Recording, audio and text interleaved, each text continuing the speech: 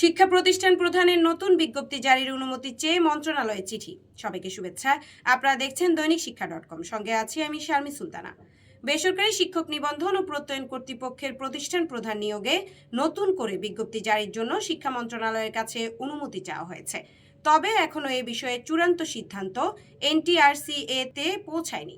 সেক্ষেত্রে 15 মার্চ আবেদন শুরু হচ্ছে না বললেই চলে, কারণ বিজ্ঞপ্তি জারি করতে হবে। বৃহস্পতিবার শিক্ষা মন্ত্রণালয়ের একাধিক কর্মকর্তা দৈনিক শিক্ষা.com-কে তথ্য নিশ্চিত করেছেন। কর্মকর্তারা জানান, আগের বিজ্ঞপ্তি স্থগিত এবং নতুন বিজ্ঞপ্তি অনুমোদনের জন্য NTRCA থেকে মন্ত্রণালয়ে চিঠি পাঠানো হয়েছে। নতুন বিজ্ঞপ্তিতে 18 বছরের অভিজ্ঞতার শর্ত যুক্ত করা হয়েছে। এদিকে শিক্ষা মন্ত্রণালয়ের মাধ্যমিক ও উচ্চশিক্ষা বিভাগ থেকে 18 বছরের অভিজ্ঞতার শর্ত নিয়ে পরিপত্র জারি করা হয়েছে।